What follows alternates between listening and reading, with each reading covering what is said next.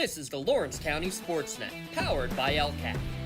Gold heading back to Lawrence County. Your home for the County of Champions. Can you say 3P? Union Scotties, WPIAL champions. The New Shannock Lancers are PIAA Class 2A state champions once again. Swing and a miss. The Union Scotties. It's double gold for the County of Champions. Wilmington, your District 10 1A champ. Makes the catch. Now we'll do it. Mohawk, back to back. Go celebrate. The top local athletes and the top sports moments all featured here, live or archived at lcsportsnet.com. There he is. Left corner for three. He's the now all-time leading scorer. Palmer Kane makes the catch. Somehow the adjustment, and he is going to take it to the house. Memphis Monitis works through Ritson. Has a chance. Score! Off the tip of the glove of the first baseman, Benedict. That's recovered. And did they get her? They did! He has wide open. Gabe McKnight gets the touchdown. Featuring over 100 broadcasts of county events in over a dozen sports. Your voice for Lawrence County sports. The gold ball headed home to Newcastle. This is the Lawrence County SportsNet. Coming to you live from Laurel High School, WPIAL Baseball here on the Lawrence County SportsNet, powered by LCAP. Game 2 of the series between the Laurel Spartans and the Freedom Bulldogs. Game 1 yesterday taken by the Bulldogs at home. The Spartans get to host here today. Freedom 5-2 now in section play, 5-4 overall. The Spartans 2-3 in the section and 2-6 overall on the year. I'm James Dodson. Nate Miller on the call for the first time on the Lawrence County SportsNet, and we've got just about everything for Nate in his debut. We already got rain here, big storms expected to come through. Haven't gotten them yet. We're ready to play ball, and he's the wiser one than I am. He's got the sweatshirt on. I'm still rocking the short sleeves. Maybe I'm just too optimistic. But Nate, welcome to the program. Thank you for having me. I'm extremely excited to be here. I love watching baseball any chance I get at any level, even if there is going to be rain and wind, because that's just a part of baseball. Weather comes with it at every level. So we're going to be playing through the elements today. No 85 and sunny for us, but I think it's still going to be a fantastic game against two good teams.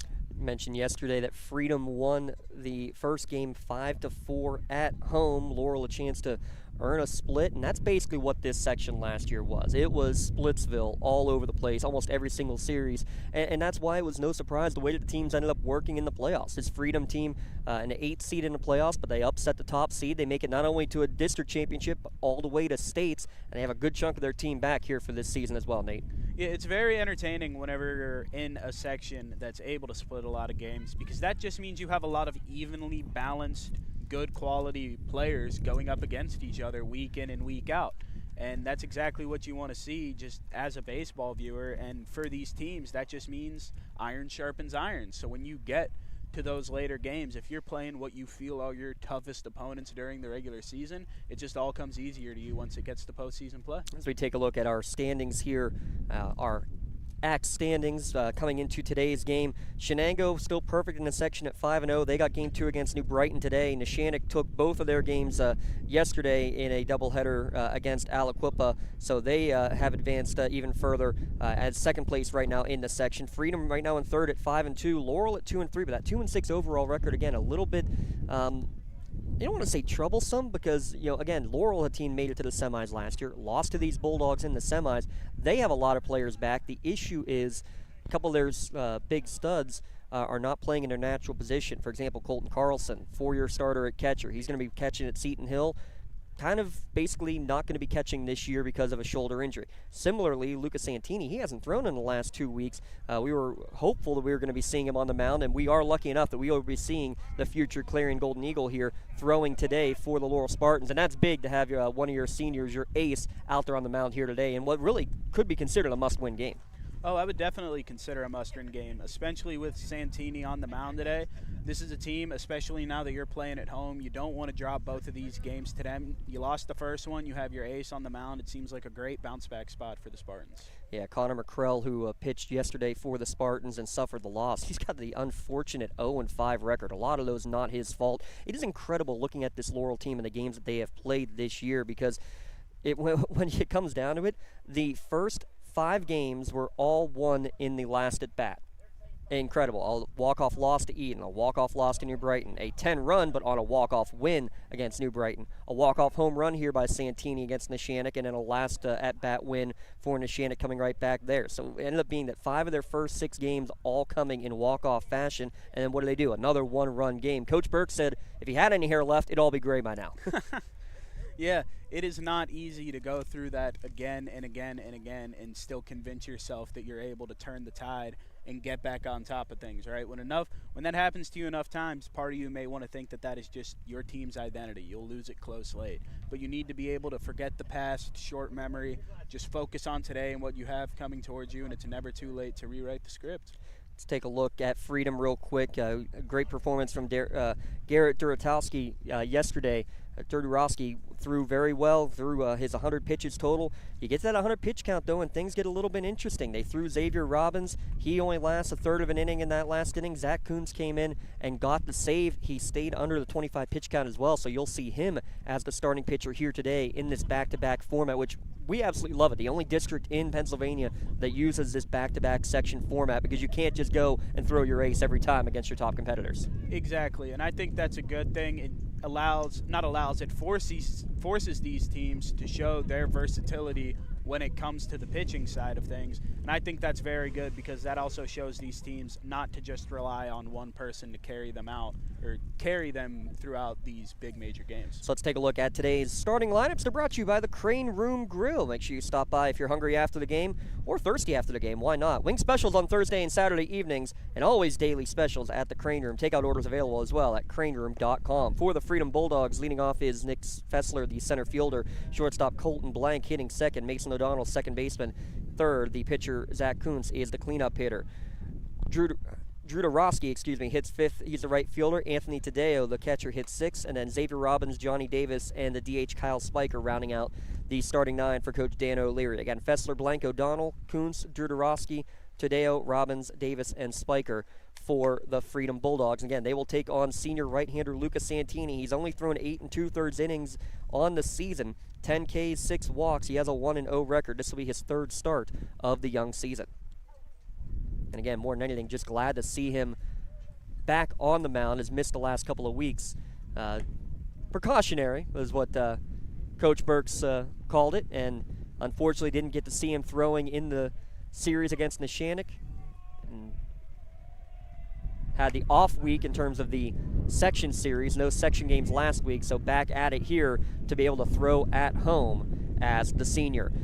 Lee Moan, if you're listening, we apologize. There is, for the second straight day, a Henry sighting here at Laurel High School. Henry Frangel behind the plate. Andy Bruno, your base umpire, as Nick Fessler steps up to the plate, and we are about to get underway from what's turning into a quickly wet and rainy Laurel High School, but field holding solid so far, and we've avoided the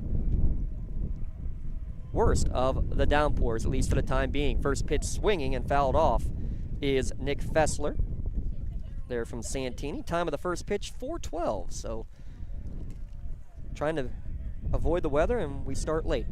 Very Pittsburgh appropriate to be starting at 4-1-2. Yeah, I like that. Look at this. Oh, up and in as that hit against the,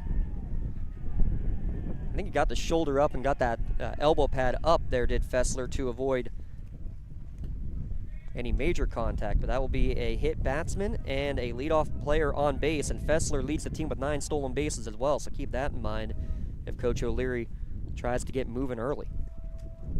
Dirt's going to be getting more and more wet here, so being able to maintain speed on the bases is going to become more and more important, especially for these guys who are going to be trying to sway bags. Especially for the pitcher, too, to maintain your footing as you deliver to the plate, as that first pitch misses high and outside for ball 1 to Colton Blank. Blank hitting .333 on the year, scored a couple of runs yesterday in the 5-4 Freedom victory. Seen some real big leads there from Fessler. Had a big secondary on this last pitch. High and away, 2-0 the count. Let's take a look at the defensive alignment, brought to you by Medore Bonner Law. The outfield from left to right, Will Zelenik, J.J. McBride, and Braden Faulkner. Jack Brest at third, Connor McCrell at shortstop. Talon Bailey, the second baseman, Colton Carlson at first. Ashton Main behind the dish for the senior Lucas Santini. Again, 1-0 on the season, a 1.62 earned run average as he throws over the first base. And back easily there is Fessler. 2-0 the count here in the top of the first inning. Squaring the bunt again, but right down Broadway. Makes the count 2-1. Freedom at 5-2 in the section. Won their 2 games against New Brighton. They lost a 5-4 game in the opener against Neshannock, and then the Lancers, mercy rule fashion, 16-2 in game 2, as that one's fouled back to the screen. Count now 2-2. You got to wonder, too, for Santini if the conditions are having any effect on his control right now. Those first 3 pitches being high, you have to wonder if that's just him getting used to the ball being a little wet, or maybe he just might not have the control he wants today. But he has found himself in a 2 straight count. And again, not throwing in a couple of weeks. Changing conditions, always making an adjustment. Another one upstairs, fisted foul and out of play. Count will remain 2-2. Dan O'Leary coaching at third base, his 16th season at the helm of the Bulldogs, the reigning coach of the year, and for good reason. Again, the Cinderella story, making it all the way to the state championship game when they were an 8 seed in the district tournament. Squaring a bunt on a 2-2 pitch, pulling back, and it's going to be an easy swiped bag for Fessler. Team high 10th stolen base of the year. That's a Riverside stolen base. You're safe at Riverside, Newcastle's senior citizen living complex with rent under $500 per month, including all utilities. Find out how you can be safe at Riverside. Full count. And another one popped back foul and out of play. So you can tell already in the early going, a 2-2 pitch kind of bounced in with a breaking ball. Seen a lot of fastballs otherwise, maybe struggling with that release point, Nate. Yeah. But it's a full count. He's going to need to put a pitch that Blank wants to hit here. You don't want to walk him and get in a jam early. Payoff pitch, and this one's going to be lifted towards right field. Faulkner coming in. He'll settle under it, make the catch, no tag, and the first out of the inning on the F9. That's a big out for Santini after that leadoff walk. Getting himself settled in a little bit. He still has Fessler on second he has to worry about, but he's not at third with less than 1 out. If you can keep him from third before you get to 2, or if you can keep him off of third with less than 2 outs, it'll be a pretty stress-free situation for Santini. And you'll consider that a win as Mason O'Donnell, the second baseman today, comes to the plate. First pitch downstairs to him for ball 1. Mason O'Donnell in the broadcast we had against Neshannock last week. How about this for something you don't see every day? An unassisted triple play. Oh, that is something. Well, we tried to keep our awards to the Lawrence County teams, but that was tough not to give him the play of the game shirt for that. As that one misses outside. 2-0 now the count. Big secondaries. You could tell Ashton Main behind the dish thought that Fessler was off and running again. Yeah, and I wouldn't be surprised. You can almost say he really is dancing out there with his lead off of second base. He's hopping forward, hopping backward, maybe trying to get in the pitcher's head, not let him forget that he's out there. I thought we told them not to do a rain dance today, Nate. 2-0. Upstairs again, 3-0. So you can definitely tell, need to make the adjustments. What's the adjustment you would say as a pitcher you need to most try to do when you're finishing high like that, Nate? I would say either not be afraid to throw low or just not be afraid to go after and attack the hitters. You haven't given up a hit yet, so it's not like they're hitting you particularly well through a couple of hitters. You just have the walk. You want to make sure you continue to pound the zone.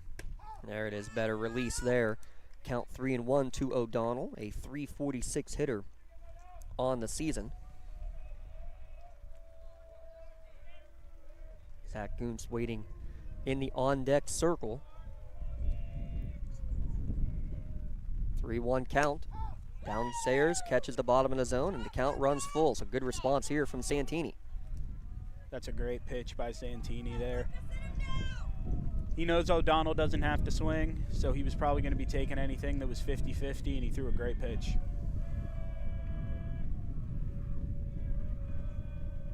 Payoff pitch coming. Line drive. This will be a base hit to right field. Rounding third is Fessler. He's coming to the plate. Here comes the throw from Faulkner, and it's going to be cut off. First run on the board.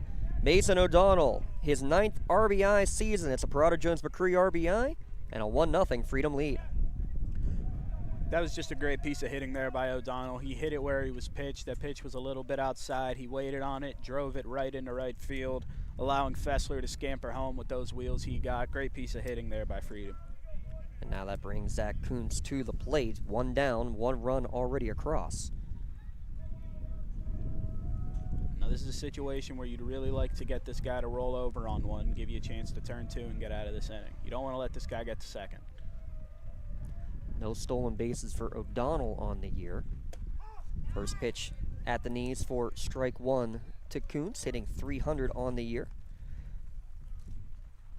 Other games going on in the section today. We mentioned Neshannock-Aliquippa. They played 2 yesterday, so they will not partake. Shenango will be at New Brighton for game 2 today. Breaking ball lifted towards right field, and it's going to be over the head of Faulkner. Hits at the base of the fence. O'Donnell had to let it fly for a while, so he's just now getting to third base, but it is going to be a double for Zach Kuntz, and all of a sudden it's 2 on, 1 out as Freedom making some noise early with the bat. Now is where you kind of have to reassess yourself as a pitcher if you're Lucas Santini. You've given up back-to-back hits. They're taking you the opposite way to right field. You need to dial in, remember what you're good at, figure out how to make your adjustments, maybe try to get a fly ball here, sacrifice a run, but not let anything get out of control. Well, that's going to be the issue when you have pitches that have been a little bit more elevated in the zone that he would like. Those potential ground balls are turning into line drives and fly balls. That first ball in there for a strike. Yeah, and it's a little harder to try to say this when there's a runner on third, but don't be afraid to dirt one if that helps you get your pitches down more in the zone. Yeah, also shows trust you have in your catcher. Not the deepest backstop here either, so even a wild pitch is not a guarantee of a run here at Laurel. Probably only about 20 feet in terms of distance from home plate to the backstop. The 1-1 swung on and missed as Drew Dorosky behind on that one. Garrett leading the team with 11 RBI on the year, and he's got 2 ducks on the pond. And I would challenge him here again with that fastball. Doesn't look like he was quite able to catch up to it. Time requested and granted.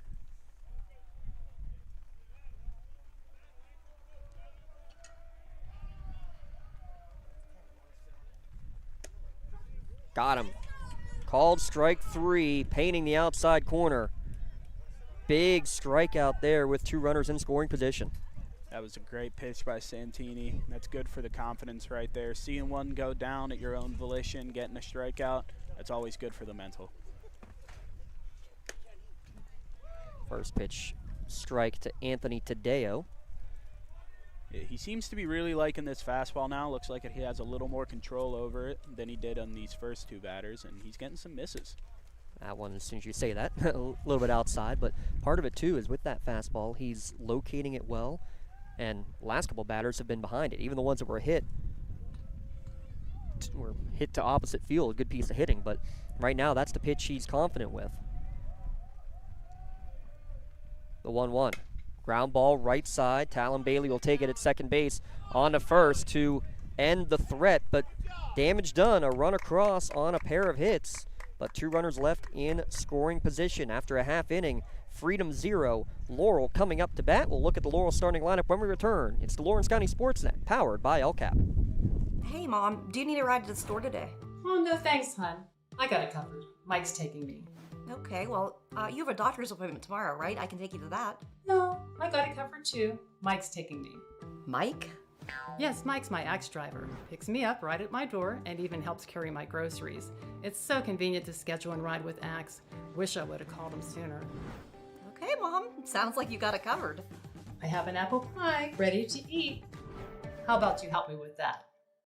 Contractors, the Department of Healthy Homes needs you. From small to large residential projects, you can help families live safer and healthier with the quality work you do.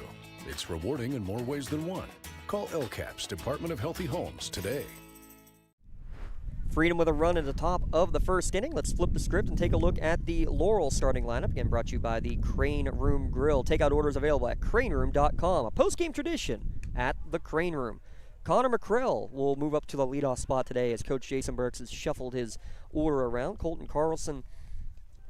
Wolenek's going to hit second. Colton Carlson will hit third.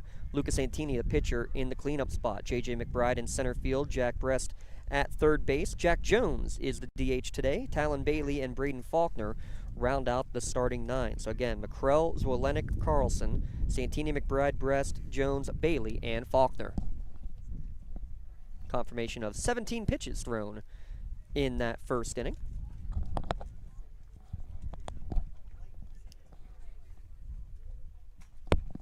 Never mind, I like the 17 pitches better than what I just heard from Mr. Frangel. I'll get you a better official pitch count here in a moment. I thought that felt low. Unfortunately, we're not going to say the L word here. Hopefully it doesn't get within 10 miles, but nonetheless, let's take a look real quick while we have a second at the Medora Bonner Law defensive alignment. Riley Henley in left, Nick Fessler in center, Garrett Drudarowski in right field. Xavier Robbins on the left side of the infield with Colton Blank at short. Mason O'Donnell at second base, Johnny Davis at first. Anthony Tadeo behind the dish for the senior Zach Kuntz with a 2-2 record on the year and a 3.33 earned run average. And he, again, credited with the save, throwing just 5 pitches in relief yesterday and good to go here today for Game 2. You know, it took me a minute, but I put together what the L word is. I used the context clues and I figured it out. Well, you're better than half my students then. Keep tabs on that. We'll try to keep tabs on all the other games going on across the area as well. Those that do end up being able to be completed. First pitch thrown from Kuntz.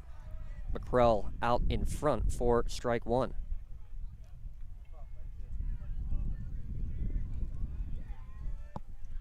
Get that official number here in a second. Scoring to bunt is McCrell for a hit and could not get it down, so quickly up 0-2. It was 25 pitches, by the way, thrown in the first inning by Laurel's Luca Santini. We've seen quite a lot of people showing bunts so far in the early goings here. And way out in front, how about this? A good afternoon, good evening, and good night strikeout to start the game for Zach Kuntz. That's his 21st K of the year. That'll bring Wills Willenick to the plate. Hitting .421 on the season is Willenick. He's first pitch swinging. That's fouled back towards track practice behind us.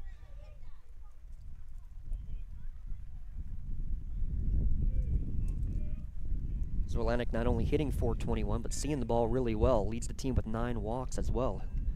On-base percentage over .600 as that breaking ball slips out of the hand. We're going to be seeing that a lot with these pitchers today with all this rain. Yeah, it's doing everything you can to make sure the hand stays dry. That one misses away, 2-1 the count. And that's the thing, too, and I think Freedom kind of picked up on it in the first inning. Santini struggled on locating the breaking ball. It was basically all fastball. They're sitting and teeing on it and able to drive a couple deep to right field for base hits. 3-1 now the count to Zwolenick. And that's the interesting thing you go through as a pitcher too. Whenever, or as a hitter, should I say, whenever the pitcher doesn't have control. As that one bounces in. As that dirted pitch will be a good example for. It's tough to know, like, there are going to be a lot of pitches you want to swing at, but whenever that control isn't there from the pitcher, you have to be able to tell yourself, even if something may look kind of nice, it might be smarter to lay off and hope you work your count. Colton Carlson will now come to the plate.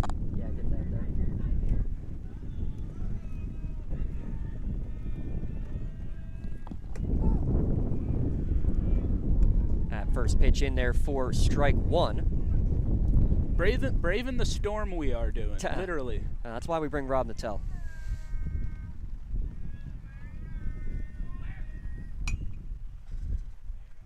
Oh, 1 pitch is fouled back and out of play. Quickly up 0-2.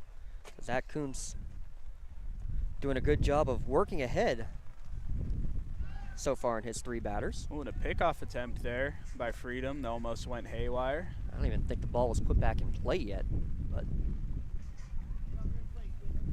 Coach Burke's coaching at third. JP Hedlund coaching at first for the Spartans. 0-2 pitch driven towards right field. Runner was off and going with the pitch, and that one's going to fall down. This is going to score a run. Carlson's going to get an RBI. Carlson's going to hold at second base, and Laurel has tied it up on a Parada Jones-McCree RBI for KC, Colton Carlson. I'm not sure if Zwolenick was stealing there, but he did not look back after that ball went in the air. There was a chance that ball was caught in right field by Judorovsky, but it just barely missed his glove. And if he would have caught that, that would have been an easy double play for Freedom, because he was almost at third base by the time that ball got past him. It is the first run of the game. The Parada Jones-McCree RBI. Parada Jones-McCree, excellence is their guarantee. 7th Ribby of the year for the future Seton Hill player. And now bring in the future Clarion Eagle, and he's going to go to first base, and Santini is pegged on the left leg. 2 on, nobody out, or 1 out, excuse me.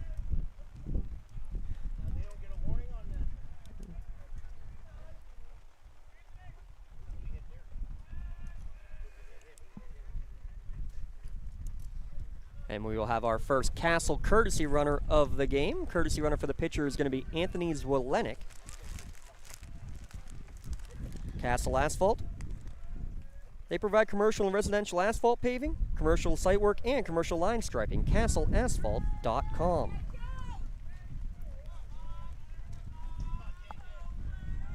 J.J. McBride to the plate.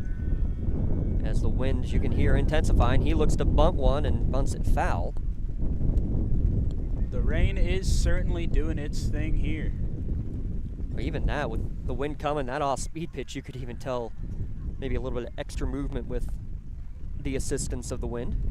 Yeah, bunting will be an interesting scenario here. Will it roll? Will it just stick down into the dirt because of the conditions? It'll be interesting to see, because if it sticks, it might be an easy out at third here. Every ball in play, got to be careful at it. There's going to be a throw down to third, and trying to get around the tag, not going to be able to do so as Carlson. Looked like that was a bunt and run, and Carlson didn't see the bunt down, and it's going to be given an out. I was just about to say, every play in the field is going to have to be very careful to make sure you don't, overthrow it, especially balls from the outfield. But a good grip there from Tadeo to catch Carlson stealing. Yeah, that's very good. That's a big runner to get off the bases here in what is now a tie game.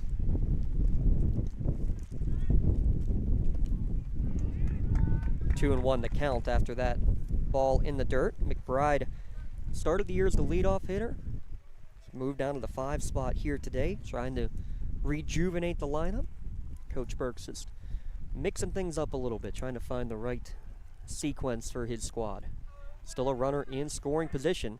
McBride watches that one upstairs. 3-1 now the count. I have a feeling we're going to be seeing a lot of those 2-1, 3-1 counts today. It's going to come down to how these hitters are going to be able to capitalize when they have these men on. And that one misses inside. Second walk of the inning, third free pass. And we're back on again with first and second, now 2 down in the inning.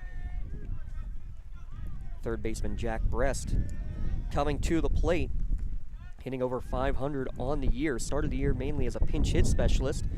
4 for 4 on pinch hit opportunities. Getting a couple of starts now as a regular in the lineup, and request time, and it is granted. Pitching through conditions like this is not for the faint of heart. No. It can get to your mental real quick. Been there, done that. Wind doesn't help either, and that one goes inside and gets Jack Brest on the leg. So bases full of Spartans. 2 walks, 2 hit batsmen in the inning. And now Jack Jones, the DH, will come to the plate with 2 down. Bases full of Spartans. Just not really able to find the zone here at the moment. I think that'll be something that comes with just throwing pitches this game, getting used to the wet ball, finding your stuff. Jones takes strike 1. And as a hitter here, I'm not exactly eager to get the bat off my shoulder. I've seen a guy who hasn't put a lot in the zone so far hit a couple guys.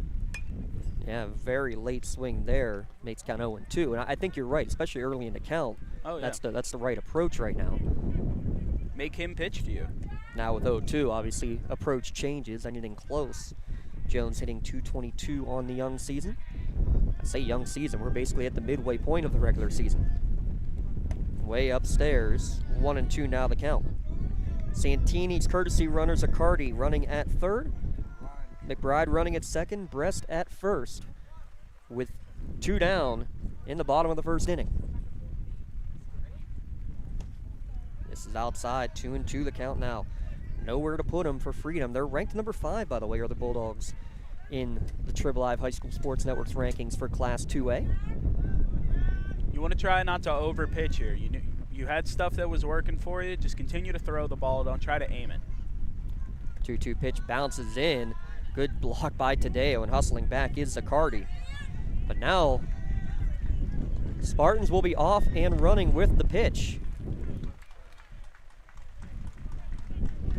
3 balls, 2 strikes, and nowhere to put them. Biggest pitch of the game so far here for either team.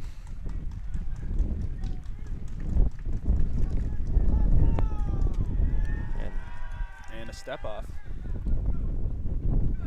Yeah, good job there. Urine controls the pitcher.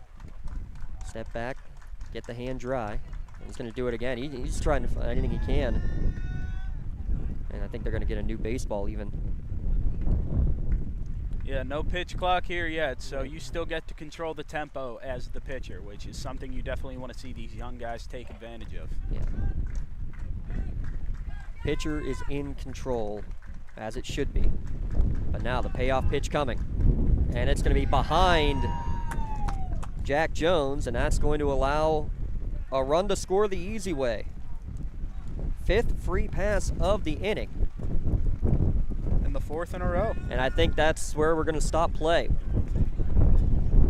2-1 to score. We are in a weather delay with the bases loaded here in the bottom of the 1st inning. Laurel leading 2-1. So here's what we're going to do. We're going to step aside for a moment, figure out what we're going to be able to do, and we'll be back with updates when we can. 2-1 Laurel leads on the Lawrence County SportsNet, powered by LCAP.